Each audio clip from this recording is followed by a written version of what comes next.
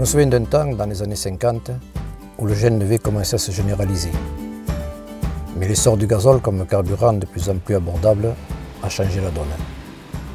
Aujourd'hui, le GNV revient sur le devant de la scène avec les nouvelles technologies.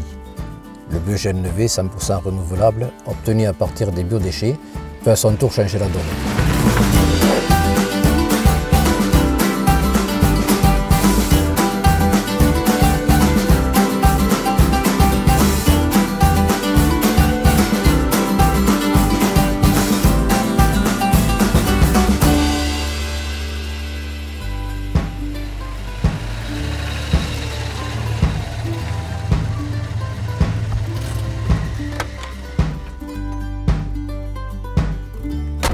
La preuve est qu'ici même en Pays Couserans, une future station de méthanisation verra le jour sur ce terrain.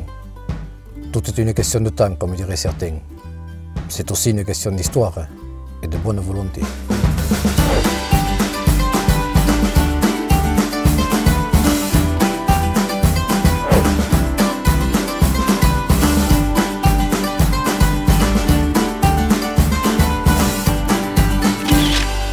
L'intérêt de ce carburant, que ce soit le bio-GNV ou le GNV, c'est la même molécule, c'est du méthane CH4. Quand on est sur l'aspect renouvelable, un atout contre les effets du réchauffement climatique puisqu'on vient remplacer du carburant fossile. Et puis en termes de santé publique, en sortie de pot d'échappement, on a juste du CO2 et de l'eau. Donc on n'a pas de particules, pas de fumée toxique et on vient apporter une solution qui est immédiate et vraiment mature pour résoudre ce problème de qualité de l'air qui est principalement dû au gasoil. Dans le cadre du réchauffement climatique, en fait, les écologues mesurent depuis maintenant une trentaine d'années une réactivité des organismes. Donc ici, à la station d'écologie expérimentale du CNRS à Molis, donc en Couserans, nous sommes spécialisés donc, dans l'étude des réponses des organismes au réchauffement climatique. Donc on essaye en fait de mettre en équation la réactivité des organismes pour créer des modèles. Alors des modèles explicatifs bien sûr, mais également des modèles prédictifs pour nous permettre d'envisager quelles vont être les réponses de ces organismes dans l'avenir face au réchauffement climatique.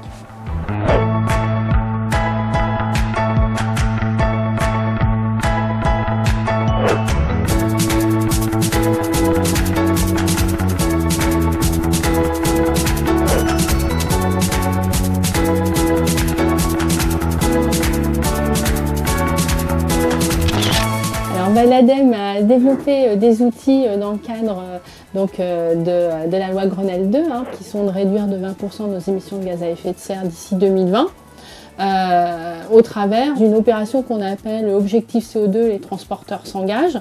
Pour s'engager, l'entreprise, elle doit choisir au moins une action pour agir sur son véhicule, au moins une action pour agir sur son type de carburant, l'optimisation ou l'alternative au gazole. Et en l'occurrence, on a quelque chose qui concerne particulièrement le territoire du Pays Couserans, qui est le gaz naturel véhicule, puisqu'il y a un historique sur ce territoire et que le Pays Couserans a été un des territoires en site pilote qui a permis aujourd'hui d'avoir une quarantaine de véhicules légers qui circulent, qui sont visibles. Donc il y a un savoir-faire, il y a une habitude de l'utilisation du GNV sur ce territoire. Il n'y a pas de raison qu'on ne passe pas du véhicule léger au véhicule lourd. La solution GNV est une solution que l'ADEME, mais aussi les pétroliers, voient à terme remplacer le gazole. Aujourd'hui, nous avons 97% de l'énergie du transport qui provient du pétrole et de ses dérivés. En 2050, cette part sera de l'ordre de 20 à 30% seulement. Une partie sera prise par l'électricité, mais la plus grosse partie sera prise par le gaz naturel. Pas d'émissions de particules, très peu d'émissions d'oxyde d'azote, des véhicules qui émettent 2 fois moins de bruit que les véhicules avec des carburants classiques, et puis également des émissions de CO2 de 10 à 15% inférieures par rapport au gasoil et jusqu'à 80 à 90% inférieures lorsqu'on prend le biométhane. Il est très propre pour sa combustion. Le moteur qui se trouve ici à ma droite est un moteur qui non seulement est Euro 6, un moteur au gaz bien entendu, mais dont les émissions sont en fait à 1/3 des limites Euro 6. Et aujourd'hui, on voit apparaître un carburant qui est une innovation, c'est le gaz naturel liquéfié. Ce carburant permet des autonomies extrêmement plus importantes et donc va répondre à la totalité des besoins des transporteurs routiers. Donc cette année à Solutrans, à Lyon en 2013, nous aurons la signature officielle par les Transports Mendy de l'acquisition de la première station GNLC sur le sol français. Leur premier client est le groupe Intermarché. Une fois chez le transporteur, la station est polyvalente. Elle peut alimenter un véhicule au gaz naturel liquéfié ou au gaz naturel comprimé.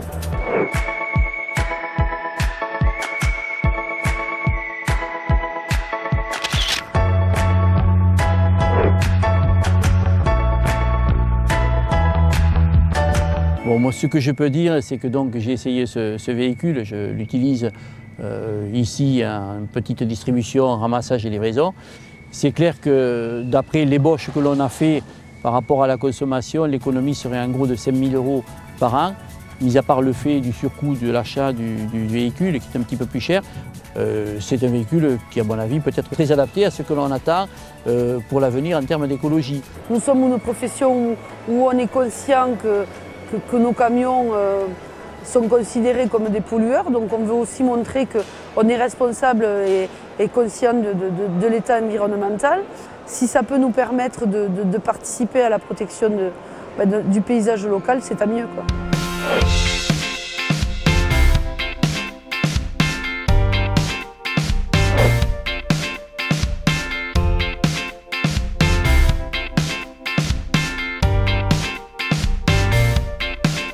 Depuis 1948, la société DEFA commercialise sur le site de Saint-Giron du gaz carburant. Elle a participé dans les années 80, dans la région Rhône-Alpes, à la relance du gaz naturel carburant et elle a participé ensuite à l'élaboration de la première centrale de biogaz dans la région de Lille. Fort de son vécu, depuis 2009, la société DEFA porte un projet d'usine de méthanisation dans la région de Couserans. Usine de méthanisation qui produira du biogaz à partir de déchets organiques.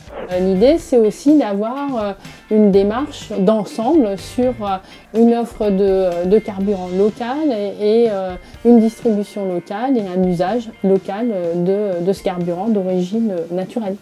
Et ce qui est vraiment important, c'est l'emploi local sur la collecte des matières organiques qu'on va méthaniser et l'exploitation du méthaniseur. C'est vraiment de l'emploi non délocalisable, parce que le digesteur il est implanté sur un territoire et la collecte des matières va se faire à proximité. On est vraiment sur un carburant qui est renouvelable et local.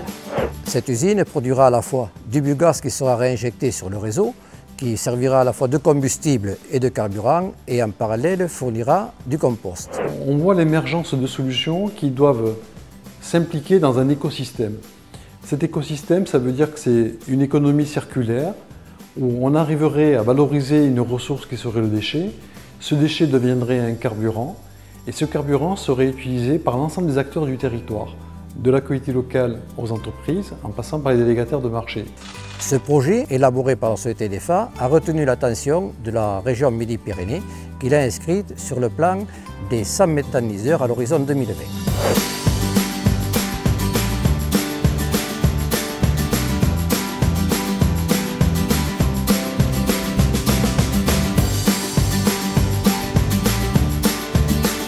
Et effectivement, sur la méthanisation, il y a un potentiel qui est assez considérable en Midi-Pyrénées, qui a été évalué par la région, qui correspond à environ un quart des consommations de gaz existantes aujourd'hui dans le secteur résidentiel et tertiaire. La région, le président de la région a signé une convention de partenariat avec le préfet de région en présence des ministres de l'écologie et de l'agriculture pour justement assurer une coordination entre les services de l'État et les services de la région dans la perspective de cet objectif de 100 unités en fonctionnement à l'horizon 2020.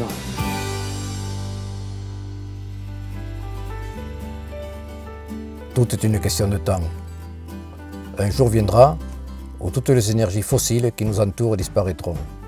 L'Ariège est une terre de science. Elle est aussi une terre actuelle, avec la méthanisation, et une terre d'avenir avec le biogène V. Le biogène V est le carburant pour les générations futures, pour l'homme et son environnement. Et ça, chez les femmes, nous en sommes conscients depuis toujours. L'innovation sociétale et la mobilité durable, c'est demain en causerait.